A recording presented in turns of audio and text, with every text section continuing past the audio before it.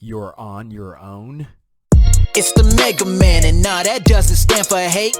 We're just saying it's time for education to be great.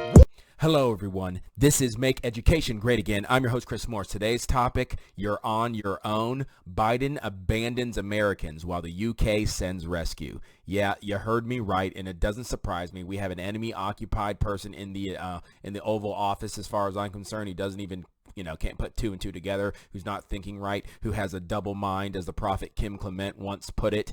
And this is just how low it's become. Lord, save us.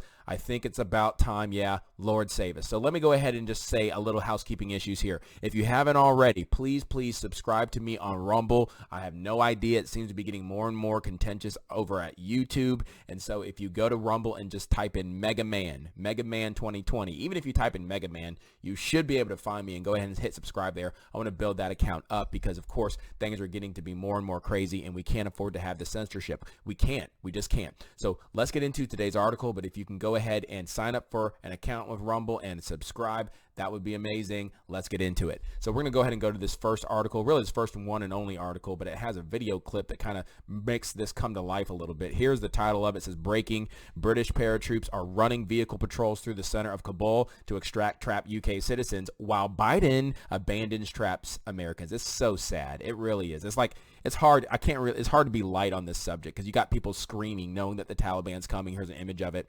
Let's get into this. An Afghan woman pleads with U.S. troops to allow her inside the airport grounds to flee the Taliban. Okay, she's pleading for her life. But it's really hard. Here's what the deal is. It's really hard right now, next to impossible, for Americans who are trapped inside Kabul to get to the international airport. There's a few, it's like first come, first served basis right there, and it's a war zone, literally. So the U.S. Embassy in Afghanistan, under the direction of Joe Biden, on Wednesday sent out a second security alert to stranded Americans in Kabul. Here's the title. It says the United States government cannot ensure safe passage to the Hamid Karzai, I think I said that right, International Airport. You're on your own. I mean, come on.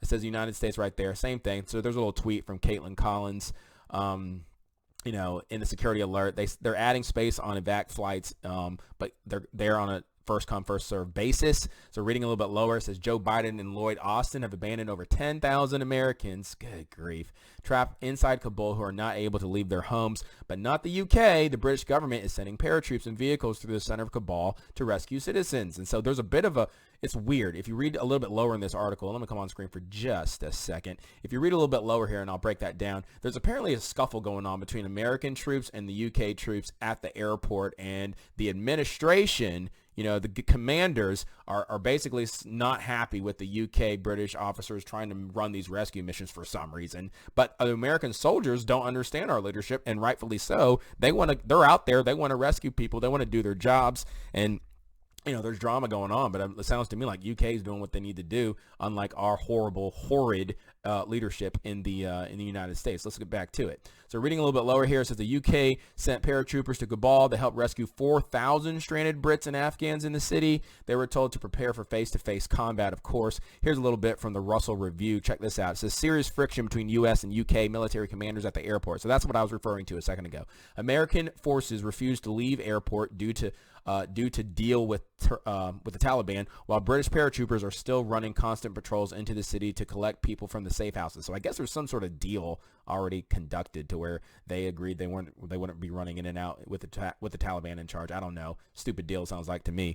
British forces are rescuing British, Irish, and Afghan nationals due for evacuation. Any other nationality also picked up if at the right location. The Taliban are aware of patrols, and they're taking no action so far with the British, so it makes you think, why can't the United States do it? U.S. command is unhappy with the Brits as they say it puts their deal at risk. A British paratrooper commander and an American 82nd Airborne commander had a screaming match. The Brits are reportedly very unhappy at how Afghans are being treated by American forces.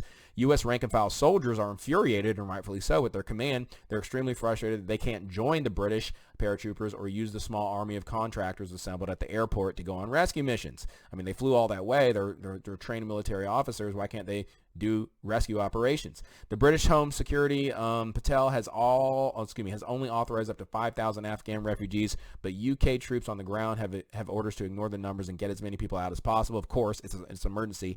They have told or have been told by diplomats that the Home Office can sort out the paperwork later, and the British have set up temporary embassy at the Kabul airport. So that's interesting. I didn't know that, y'all. There's a temporary embassy by the British being held at the airport. Staff requested to remain so that they could help as many people as possible. You know, it's just a matter of good versus evil. So if you want to check this out real fast, I'm going to click this button. We'll look at this video together.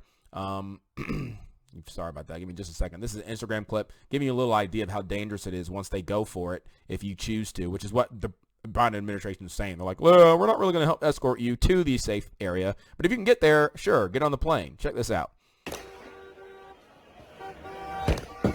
Gunfights, gunshots going on everywhere. They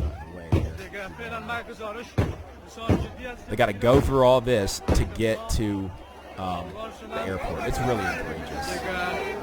And this is ridiculous. The United States should be leading on this front. Let me get out of the way so I can see this thing. I mean, you got barbed wire, guns. I don't know how they know who they're shooting and who they're not. The Taliban is controlling the perimeter of the airport. There's reports of dead bodies littering the streets and chaos and violence. Of course, Biden and Harris have no plan to get Americans out.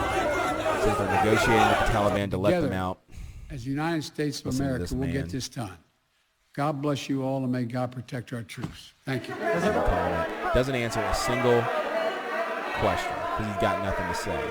Everyone can see it with their eyes. If you voted for Biden at this point, can I just say, if you voted for Biden, I'm sorry, but shame on you. Shame on you for not putting two and two together. It was as clear as it gets. This guy is a puppet. He isn't in control. Who is in control of this country? That's a great question. It seems like communists. It's definitely not, God-fearing, country-loving Americans. It really is not. This is a crisis, and I hope people left and right come together now that they see what's going on and what they and who these people really are, and that we can remove this fake commander-in-chief and put in a real leader, whatever that looks like. All right, so that's all I got to say for today's video. As always, like, subscribe, share, click the notification bell for more content and analysis.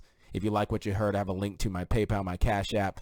Guys, these are incredible times, and I'm here to tell you that there is a God who's sovereign over all. He sees what's going on, and perhaps as horrible and malicious as it is, he knew this was going to happen before it took place.